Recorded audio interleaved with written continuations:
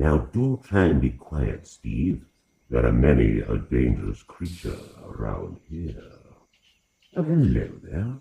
What brings you to my neck of the woods? As for Steve and I, we are searching for the rare and seldom seen Carnelian grapespike. It has been said that this elusive insect can grant one boons beyond imagination. Now, if you do wish to join us on this little expedition, then I must ask that you keep the noise down, as the slightest sound could alert a deadly predator, one who would have no qualms about snacking on me and using what remains of Steve here to pick their teeth. To ensure we stay on track and out of the belly of some carnivorous creature, do me a favor and hit that like button. And if you wouldn't mind subscribing, if you haven't done so already. It's just like old Grandpappy Commissar used to say, always ensure to boost the morale of your troops, and they will like and subscribe to your channel. I may be paraphrasing. After all, the only way to boost the morale of the fleetwood is with fixed bayonets and sharpened shovels. Not much, I know, but do remember that these chaps like especially when a hungry horde of trillions are bearing down on you. I myself have witnessed my fair share of myths. Nothing that can't be solved by a thrust of one's bayonet right up there. Oh, whoops. Oh my.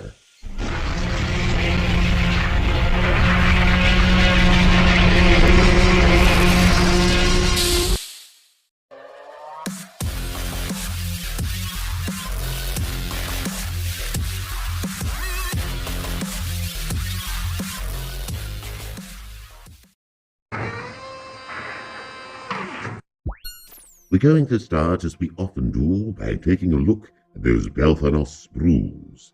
Lovely. Here's the soundboard we'll be putting inside. And some creeping vines for decorations. Now, on the subject of decorations, it wouldn't be Warhammer without a bunch of skulls. Now, I lost the base, so I decided to make my own. Let's get clipping. With all the components clipped out, I put them all on the table so I could see what needs doing. Now, I'm not a big fan of the face and the head, especially the mouth, so I decided to use some tyrannid mouths. These come from a hive tyrant, and as you can see, it makes him look a little bit more menacing. What do you think? So now I want to remove a lot of the tree stumps from the feet so that I can have them in a different pose.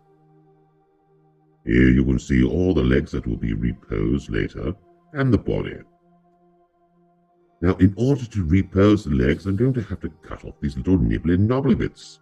There you go, naughty nibbly-knobbly bit. And here we have some constructed legs on the trees. I'm just going to chop this part of the tree off and sand it down and stick this on. Now we're going to decorate the rest of it with a little bit of green stuff. That's going to tie it all together nicely. A little bit of further green stuff. Now the abdomen to this bug is quite erect, and I want it to look more wasp-like. So I simply just made it face down. Here we can see it's starting to come together nicely. Spin for me, buggy, a spin. As you can see, the pose is a little bit more dynamic. Then stick the wings on to make it look like it's flying. And we fill out the holes and gaps with some green stuff. Now onto the base, and our good old friend Cork to disguise the soundboard. Now you've seen me do this before. If not, go check out some of my other videos. We'll remove the safety tab first. Here we have the record button, the play button, and the speaker. Once we find a song that is suitable for our Belthanos miniature, we will record it onto the sound module. Now comes the time to hide the sound module within the base. And our trusty friend Cork in this specially carved out groove will help to disguise it. Let's build that up a little bit.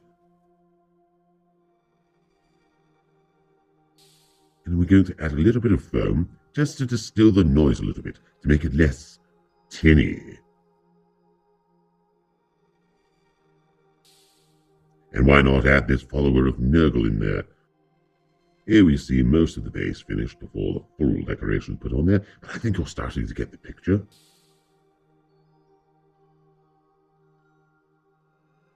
And we're going to use some extra creeping vines to add leaves. For Belthanos himself, I didn't want to do too much.